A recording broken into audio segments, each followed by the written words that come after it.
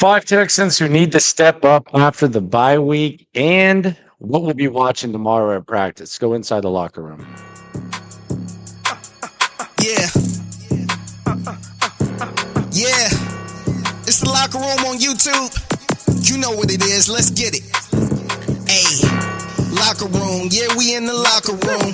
Texas talk. Yeah, you know what we about to do.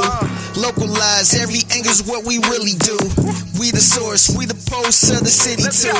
Landlocked, got the game in the headlock. Localize every time, can't stop, won't stop. Yeah, we top two and we not too. Plugged in daily digital on YouTube. All right, it is the locker room, number one source for Texans digital content. I am Landry Locker. You can see me here Monday through Friday, 10:30. Also see me, hear me, SNL, available on all podcast formats. And the YouTube channel is up to 1.2K. So those of you who have subscribed to SNL, much appreciation, much love to you. And I very much appreciate that, as does Cody Stutes. We're on the scene. It's only growing. It's only going to get bigger. And stuff is about to pick up. As you can see, you are in the locker room, but I'm not in the locker room. I'm on the road. I got some other stuff to take care of, family stuff, and also hosting on the radio at the number one station in the country, the Ticket out here in DF Dub. They won the Marconi for top station. I'm hosting this week, and it's a joy, but the Texans content continues.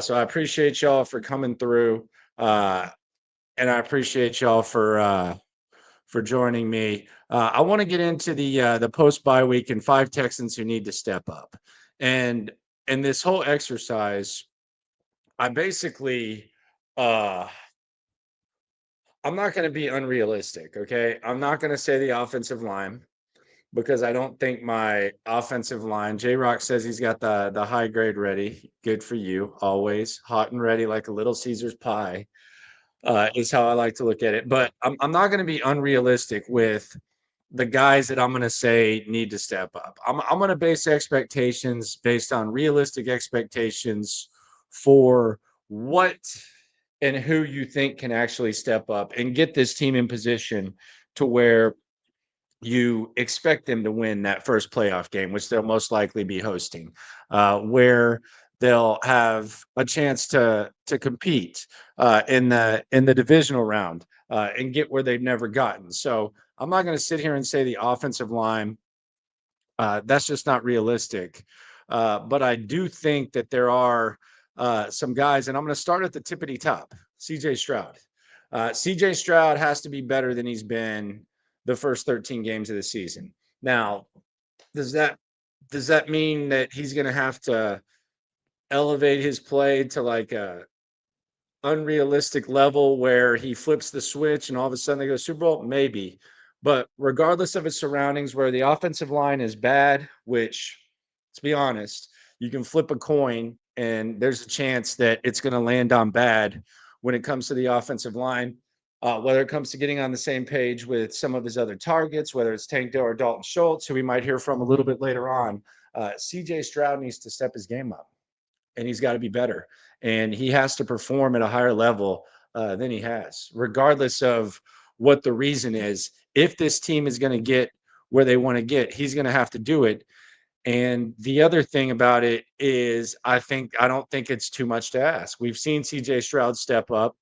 We've seen CJ Stroud, when his surroundings aren't ideal, play at a high level. And this year, there just seems to be a little bit more of a gloomy presence with CJ Stroud. Now, it's been up and down, and they did go through a grind. But you heard him himself acknowledge that he needed to have more fun, and you can just kind of see it out there. Even the Green Bay game, before stuff hit the fan, you saw him slam his helmet down in the first quarter. You've seen him miss throws that typically maybe he would make. A lot of times he's anticipating pressure when it's not there, although he is the one of the highest pressured quarterbacks in the NFL, top two. So I think it's realistic to say that CJ Stroud needs to be better for the final four games of the season than he's been. I don't think that's too much to ask. I don't think that's too much to say. And quite frankly, like if you're talking about hope, I think that that's a realistic hope. So number one is CJ Stroud. It is a locker room number one source for Texans digital content. Be sure to subscribe, thumbs up, right along. Texans are returning to practice tomorrow. And before continue the list of top five guys who need to step up, I'm going to tell you the theme for tomorrow's practice because I'm the king of the theme and I'm the king of localizing. Tomorrow is Juice Watch. Where is Juice Scruggs? Because you're hearing about Kenyon Green being back, which seems a little bit interesting. You heard Nick Caserio talk about Juice Scruggs making sacrifices, which kind of sounded a little bit past tense when you go back and listen to it.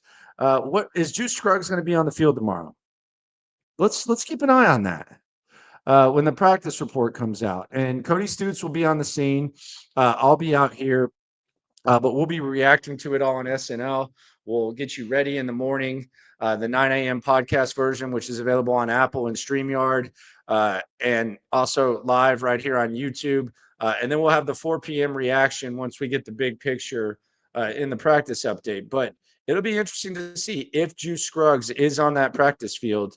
And if he is, then okay, Kenyon Green might be a reserve guard. If he's not, your guess is as good as mine what the hell that offensive line looks like. So tomorrow, follow Cody Stutes on Twitter, follow SNL, and we got you covered. But let's keep a close eye on what is up with Juice Scruggs and if that is going to play out in an interesting way, and yet another curveball is thrown our way tomorrow. And I think this is why you follow me and Cody Stutes. We can kind of guide you in the direction when it comes to the interviews. We can tell you what to look out for. But that's what we're looking for. Juice Scruggs. Will Juice Scruggs be on the field? So number one guy who needs to step up, CJ Stroud. Number two, and I don't think this guy gets enough criticism for how he's performed this year, and that's Tank Dell. CJ Stroud calls him one of the best receivers in the NFL. Before the season, there was talk about, Tank Dell, who's wide receiver one, who's wide receiver two, who's wide receiver three, and he's been a distant third. Let's look at some stats when it comes to Tank Dell. Tank Dell, 12 games into this season, he has 43 catches, 543 yards, 2 touchdowns, and 12.6 yards per carry, which is 101st in the NFL. He's supposed to be explosive. He's supposed to be an explosive guy. Let's just compare that to 2023. 2023, in one less game, and this was his rookie season, Tank Dell had 4 more catches. He had 166 more yards. He had 5 more touchdowns, and he had about 3 more yards per catch. Now, maybe this can be connected to number one, and maybe this can be connected to the CJ Stroud needing to step it up as well. Maybe you can connect it to the offensive line.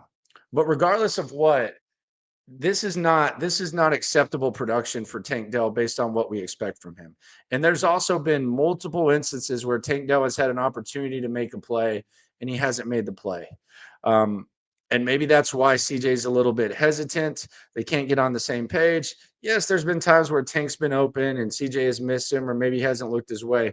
But there's also been times where Tank Dell has just flat out drop passes. Green Bay in the end zone. Tennessee on third down. He's had some drops. And this production, Tank Dell has kind of crept back. I saw that Bleacher Report or whatever in their hilarious ass end of week wrap ups. They were kind of poking fun at CJ Stroud and they were saying, hey, sophomore slump and all that. And look, I think it's growing pains for CJ Stroud. It's definitely not what many had hoped and what many had expected. But if you want to talk about a sophomore slump, and we can point to the injury, we can point to a number of things. But regardless of that, when Nico Collins misses a third of the games and Stephon Diggs has missed over a third of the games and Tank Dell's production is that's unacceptable, regardless of who you want to place the blame on or anything like that. And it's just wild that it doesn't even get mentioned. And I'm not one of these, the people say, or anything, people say, but I don't see this mentioned at all. Um, the Tank Dell production. I know everybody's timeline is different, but I feel like I do a decent job of keeping up with what Texans fans are saying and what media types are saying. I hear Dalton Schultz get criticized, who we'll hear from in a minute. I hear the offensive line get criticized. I hear CJ Stroud get criticized. I hear Bobby Slowick get criticized. I hear D'Amico get criticized. I hear a lot of people get criticized for whatever reason. Tank Dell, who's having the most disappointing season based on what we thought he was going to be this year, it doesn't even get mentioned. And maybe that's the benefit of going to U of H, but my expectations for Tank Dell are a lot higher than 43 receptions, 543 yards, 2 touchdowns, and 12.6 yards per catch. That's not harsh. That's setting the bar and setting the expectations for a guy who expects a lot from himself. And I think Tank Dell would be the first to say, man, if I would have told, like, if I would have walked up to Tank Dell in the locker room, not this locker room, their locker room, um, and I would have said before the season, man, when y'all get to the bye, you know what your stats are going to be? You're going to have 43 catches, 543 yards, 2 touchdowns, and you're going to be 101st in the NFL in yards per catch. And oh, by the way, Nico Collins and Stephon Diggs are going to miss time. He would have looked at me crazy. CJ would have looked at me crazy. D'Amico would have looked at me crazy. Bobby Slowick would have looked at me crazy. And quite frankly, I would have looked at a mirror and looked at myself crazy because I have higher expectations of Tank Dell. And again, these expectations and these 5 guys who need to step up, it's based on guys that I think can actually do it.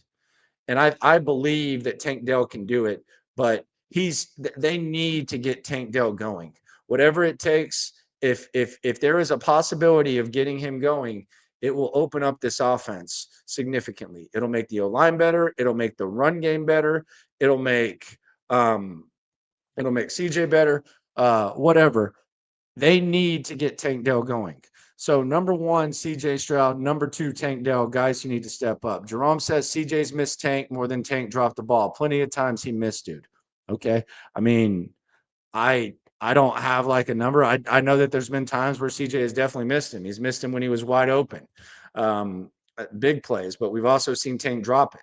Regardless of the what, we can talk about it. That production's terrible for what that is. I think Zuko's blaming Bobby. He has to figure out better ways to get playmakers open. The offense looks stale, looks as stale as the Kubiak days. Yeah, it's stale. I don't know what to say. I mean, they don't put a chip clip on that.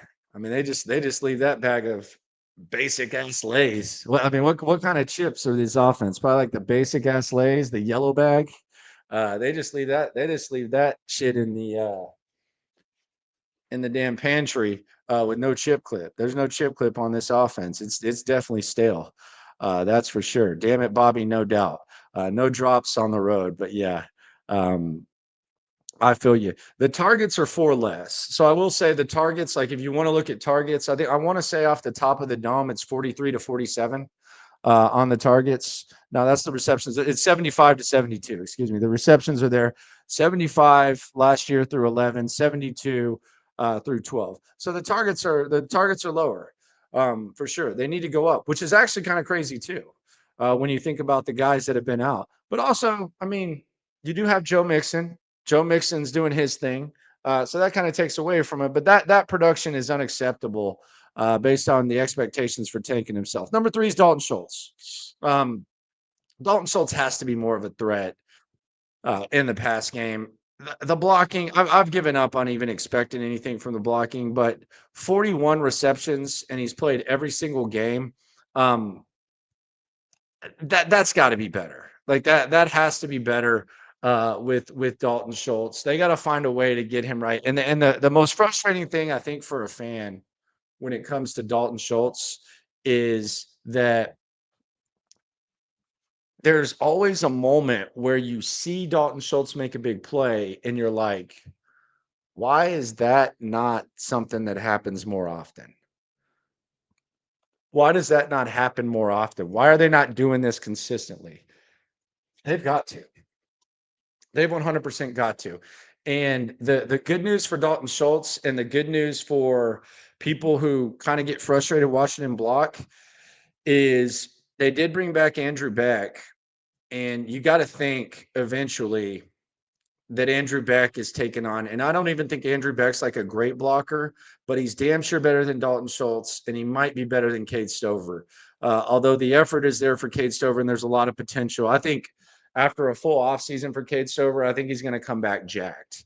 But I think Andrew Beck might be able to eliminate Dalton Schultz going in the backfield and doing what a lot of fullbacks would be asked to do. So I think like the first three things that we've laid out when you're talking about getting to the next step, if you're talking about being optimistic, like CJ, Tank, and Dalton playing better the final stretch of the season, I don't think that's far-fetched. Now, maybe the bar is really low because of how they've performed, but I don't think that's far-fetched. So that's the good news on this whole thing. And it all goes now the Bobby Slowick thing keeps getting brought up.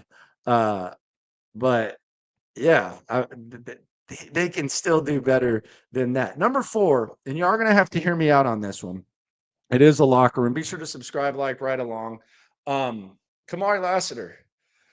Kamari Lassiter needs to step up. And I think Kamari Lassiter's had an amazing rookie season. I think Kamari Lassiter is going to be great.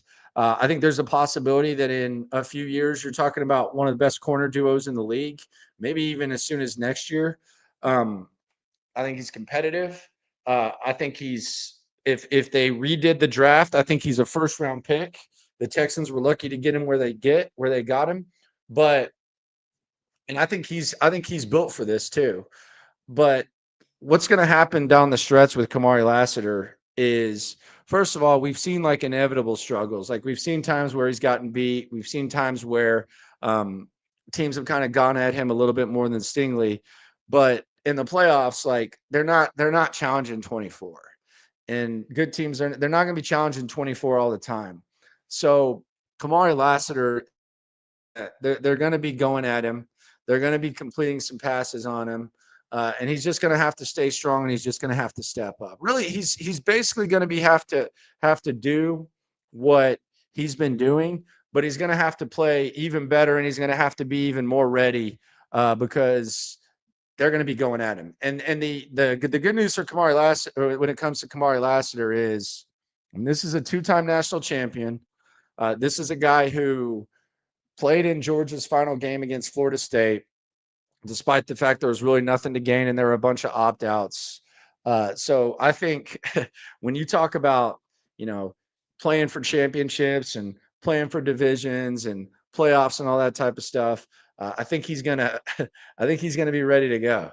I mean, we've seen him get interceptions during prime time. I don't think that was some sort of coincidence. I think he's built for this. But he's going to have to step up because teams are going to be challenging him for sure. But he is a really, really, really, really, really good player, and there's going to be some challenges. Did Casario find me and put me in a dungeon? Nah, I'm in an office. I'm a little road work. This damn sure ain't a dungeon. I can promise you that. You look around here, this ain't not done. Whoops. Yeah, it's like dungeon going there. I'm knocking over picture frames though. But yeah, Casario didn't put me in a dungeon. I don't know if Casario would be the one to put me in a dungeon. I think it would be like if anyone on the Texans were going to put me in a dungeon, who would it be? Probably D'Amico. I think probably D'Amico. I think D'Amico would want to put me in a dungeon. Casario is fine. He understands the game. I would say probably D'Amico. In the dungeon. Number 5 need to step up. So we have CJ, Tank, Dalton, and Kamari Lassiter. Number 5 would be the linebackers. Number 5 would be the LBs. And Rolo asks, interested in seeing Christian Harris back. I don't know that we see him back this week. We would probably see him on the practice field, but who knows? But the linebackers would be the ones who got to step up, and it's obvious. You don't have your best linebacker for the next 3 weeks. You're going to see more Hewitt. You're going to see more Devin White. I don't know how much you're going to see Mbop Hansen. When you see Christian Harris, who knows? When you do see Christian Harris, how much do you see him? When you do see him, how good does he play? There's a lot of questions there. We don't know when we see Petrie. The linebackers are going to have to step up. D'Amico Ryans knows how to coach up linebackers. He might not have it might be D'Amic. He might be Buddy Ryans when it comes to just being a defensive-minded head coach. Get it? Instead of Buddy Ryans. But he knows how to coach up linebackers. So we'll see how it goes there. But you have two guys on defense, really like a whole unit on defense when it comes to the LBs. Kamari Lassiter, and then Dalton Tank and CJ Stroud needing to step up. So that's what we'll see. Devin White's going to be key. I mean, that's another guy who's battle tested. Devin White. Devin White's been there, done that. He's performed at a high level. I think he's probably in shape now and he's ready to go. So Devin White, another guy for sure. The Cody said the starting, and I maybe Cody just hopped in.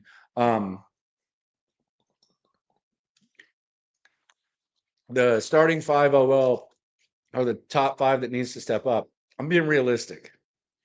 I think I don't expect anything from them. When I do my grades on HOU football, I put the offensive line as a complete incomplete. That's where I'm at. If you talk rat poison to someone said if you talk where was that at? If you talk about rat poison again, D'Amico might feed you to the rats. Yeah, that's kind of funny too, because he says that, but then he says there's like a narrative that they're not a good team. So are you eating rat poison? Is D'Amico eating rat poison?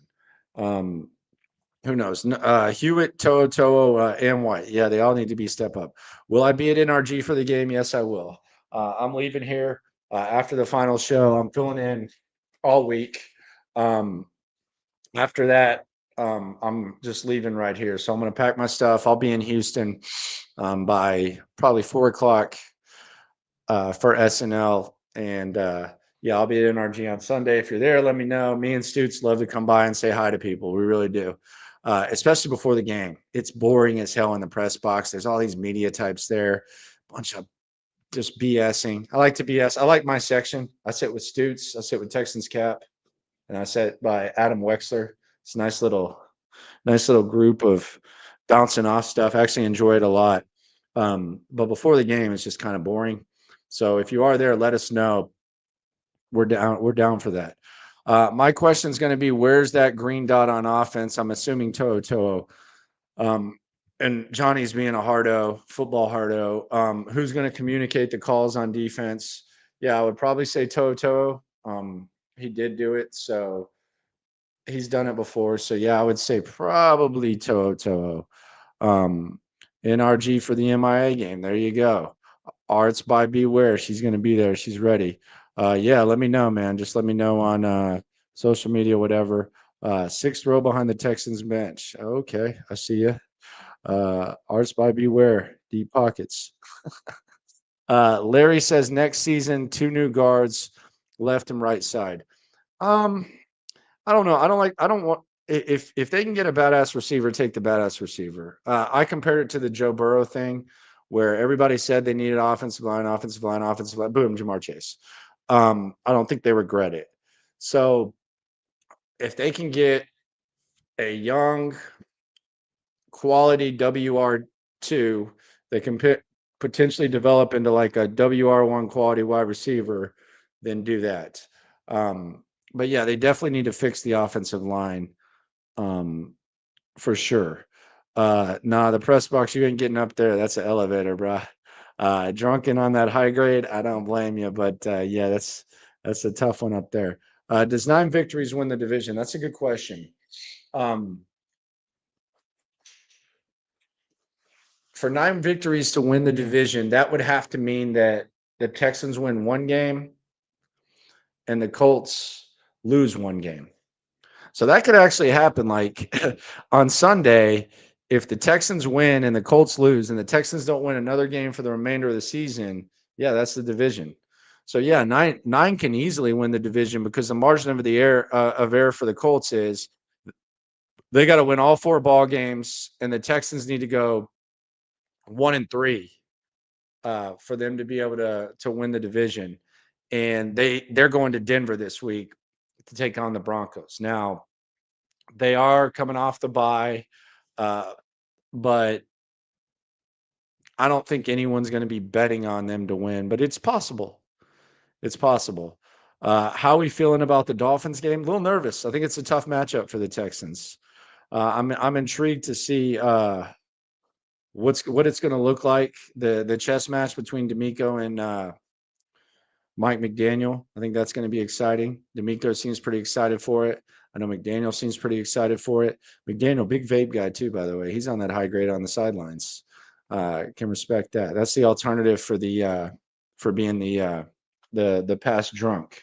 I think he's California sober now after all the partying. You imagine what Mike McDaniel's like drunk? Like there's so many possibilities. It's either an absolute disaster or it's absolutely like a lovable drunk. Can't even imagine that. That's gonna be uh that's gonna be wild. Uh for sure. But we get a look at what this team looks like. I think everybody, I don't want to speak for everybody, but I think most people probably needed a break from the squad. I know I kind of did. Uh, just take a step back and see what's going on with the team. See if they can bounce back. See if they can get it done. Um, but yeah, Mike McDaniel plays digital underground tracks when he's drunk. He stopped drinking, so I don't know. He's probably like Mike McDaniel's probably a dude who like gets stoned and like bake something or something. You ever like you try to bake something, like you go like something just out of you go in the fridge and instead of just like looking for something to to eat, you're like, man, you want to try to get creative. I'm all about them hood rat nachos where you get like the tortilla chips, you throw the cheese on there, and then you see what you got. You're like, oh damn, I got some pepperonis. Let's throw some pepperonis on there, chop them up, some jalapenos. Oh, boom. Oh, onions, yes. Boom, throw some onions on there. Sprinkle like some hot sauce on it. Put it in the microwave for like 145. Let it set a little bit. Get like a cup of salsa. Put something in there. Oh man. Shout out to Mike McDaniel, my guy.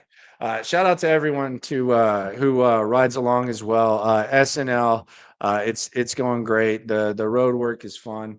The grind doesn't stop.